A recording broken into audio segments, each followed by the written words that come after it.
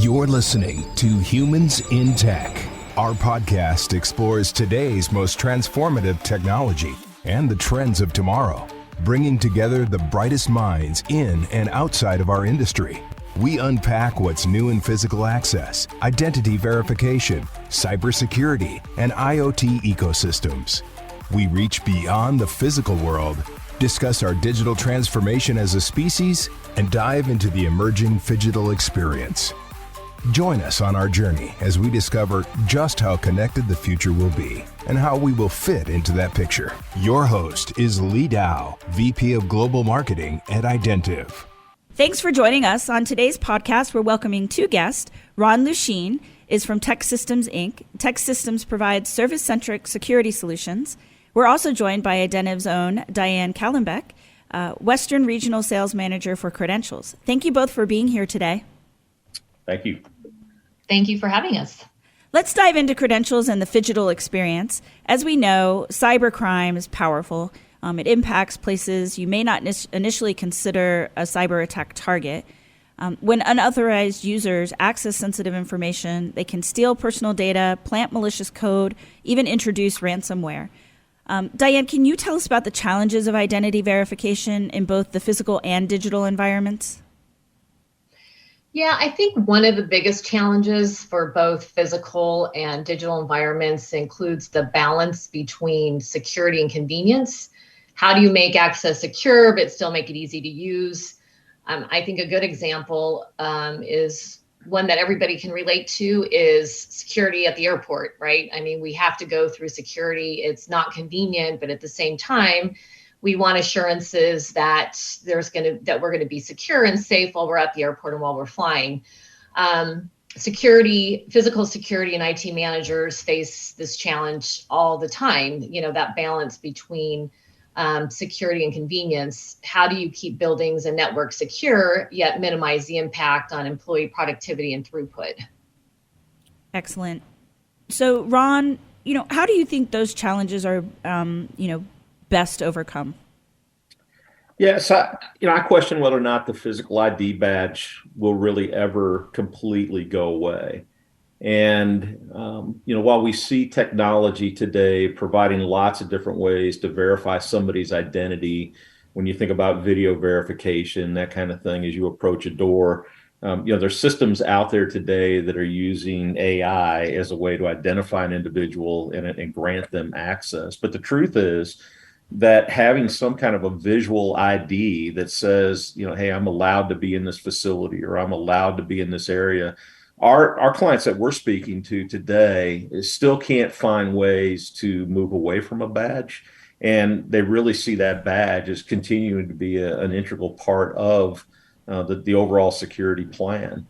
Whether or not that badge is physically used to gain access, that will continue to be the challenge. And I think that on the backside of what we've been through with COVID and just a demand for touchless technology, I think that we'll continue to see that evolve. But as it stands today, the traditional badge, one that's more secure certainly than the traditional proximity, is still going to be in the portfolio for some time to come. So, Ron, what's the path to becoming Phygital? What does it mean for identity and digital authentication?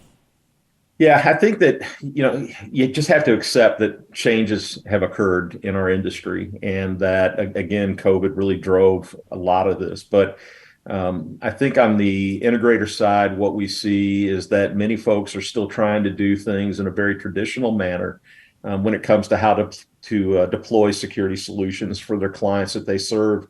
And clients on the other side of it are not educated today. I think the integrators do a terrible job educating clients on new technology and ways to overcome, some of the Phygital challenges that they've got today. And so I think it's a twofold process. The clients have to accept that the new technology is here. They've got to, I should say, have to help them find budget to begin to make those transitions. Start with the areas that are most critical to them, their crown jewels, so to speak, of their organization that need to be protected. Help them start there and then, roll that out, to a broader footprint within their organization. But certainly on the integrator side, we still meet with or talk with a lot of integrators that still have not really accepted the fact that the Phygital experience is here. And they're still, in some cases, trying to figure out how they exit the business before they're forced to really learn it, adopt it, and deploy it. So there's certainly some challenges on both sides for the clients and for us as integrators.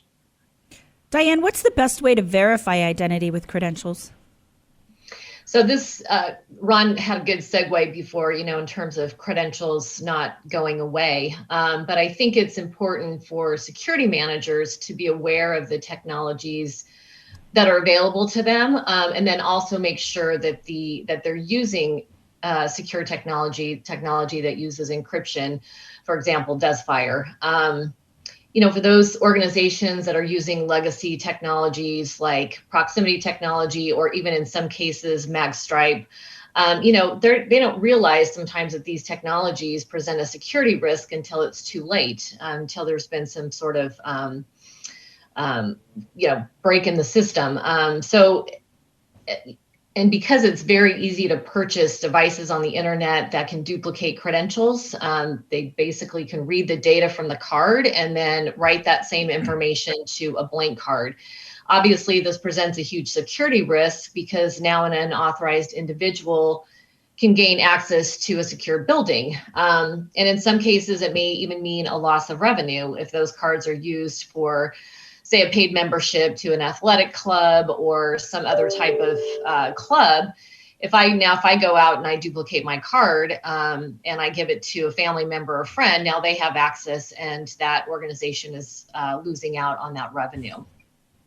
So, Ron, if you could fill us in on Tech Systems' core competency.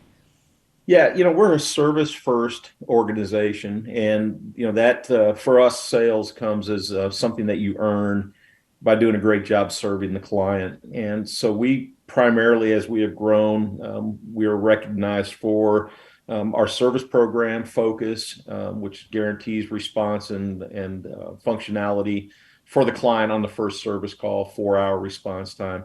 But in addition to that, our pro service resources, folks who really understand some of the things that we're talking about today, folks that have a strong IT background with lots of certifications and the different skill sets required to do what we do, not just to deploy the technology that's available for us today, for our clients, but how to integrate technology, how to bring multiple systems together to create real reporting that clients can depend on. And so for us today, across 18 countries and with our own employees in Canada, US, Puerto Rico, it's about service first. And then if we can exceed the client's expectations on that side, it's how we support them in other efforts. And again, the data is important. And so that's one of the areas that we've really focused on over the years is how do we utilize the data in these systems to produce real reporting that's meaningful to the clients in ways that allows the security department to become a profit center for the organization and not just a drain on the budget. I love that notion. I know that, back in my prior to Identiv corporate life, a lot of the IT organizations that I worked with were, really starting to make that transition from being, a cost center to a profit center. Absolutely.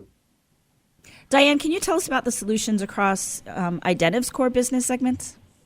Identiv brings end-to-end solutions, everything from access control to video management, cards and readers that are used both for physical access control as well as logical access control.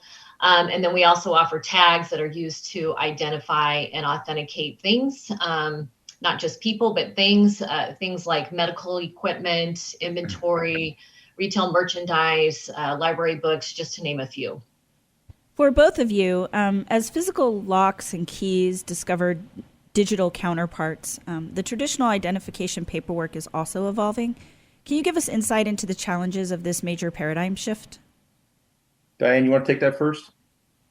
Sure. I think, digitizing things like a driver's license or medical records, obviously it makes it much more convenient to access that data via mobile devices or digital apps. It also helps overcome bottlenecks in standard authentication processes, gives more control over the data that you share.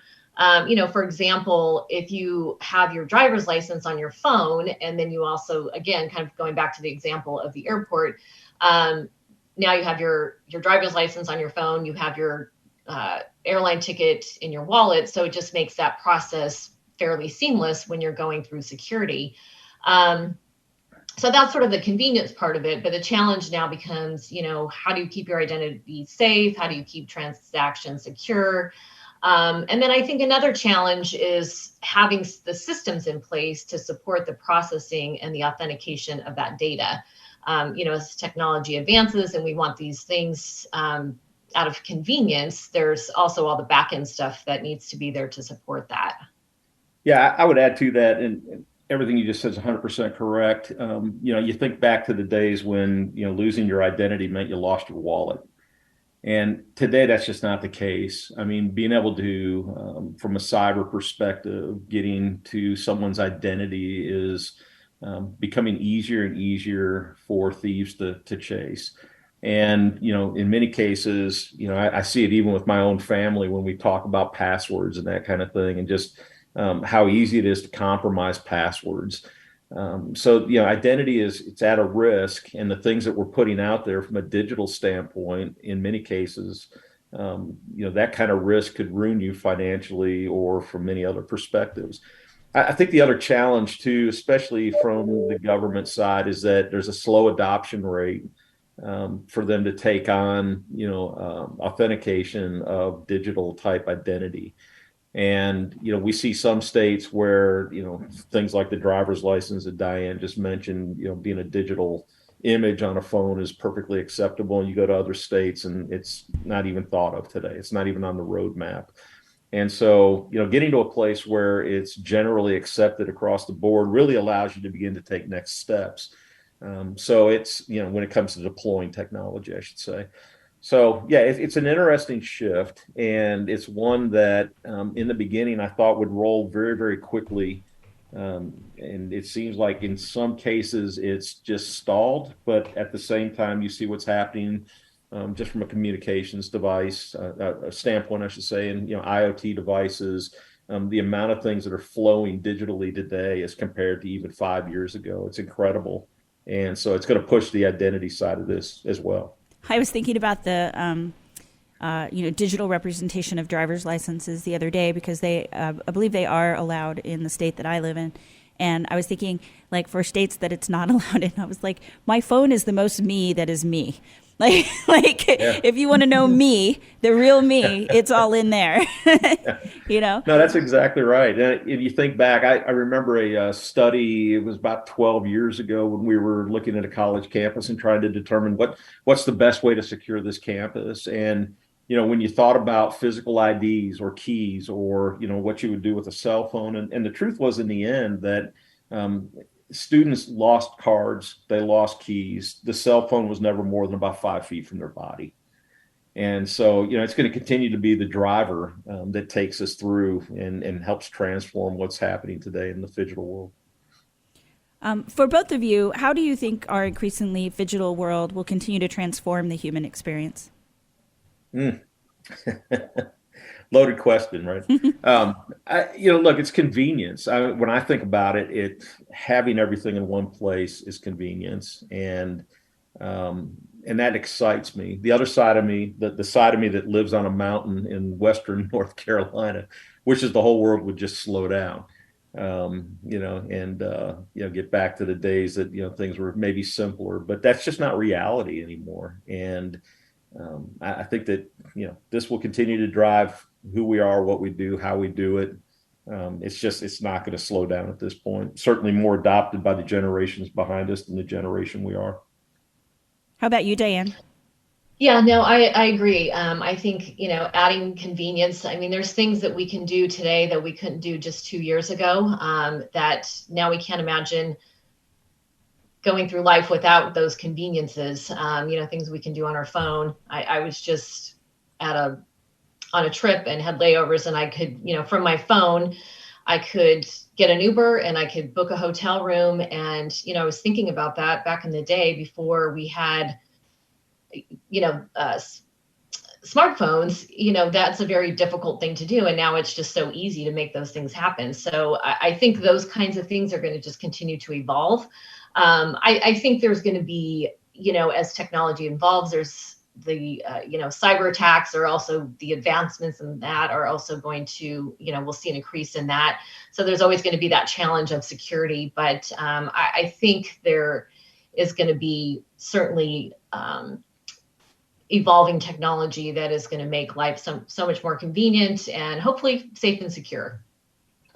Yeah, the last thing I would add to that is that, I really see today the residential home automation, beginning to drive what goes on within the traditional security industry. And when you think about what we do day in and day out for our clients, whatever you can get to manage on your phone for your home is now expected in the workplace.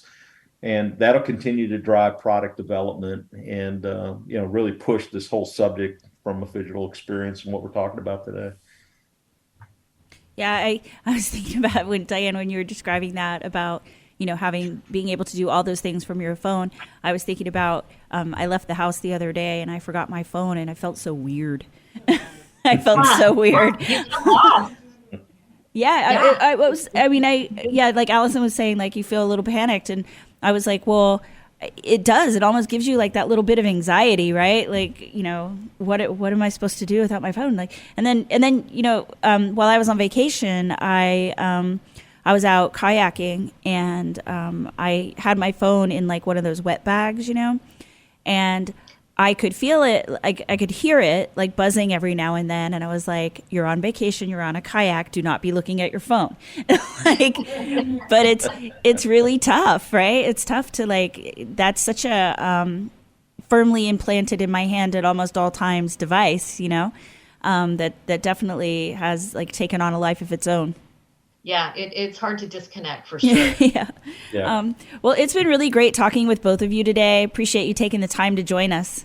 Absolutely. Thank you. Thank you so much. Mm-hmm. And for our audience, if you like this podcast, please like and subscribe. The problem isn't security, it's awareness. Velocity Vision is the future of visual surveillance, an intelligent video management solution that delivers real-time situational awareness in an open security platform. Integrate with your existing systems, verify your environment in one pane of glass, and increase the efficiency of your security operation.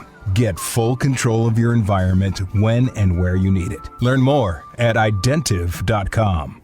Control access anytime, anywhere, and on any device 24/7. The Freedom Smart Bridge is a leading-edge door controller that integrates seamlessly with existing IT infrastructure and management tools.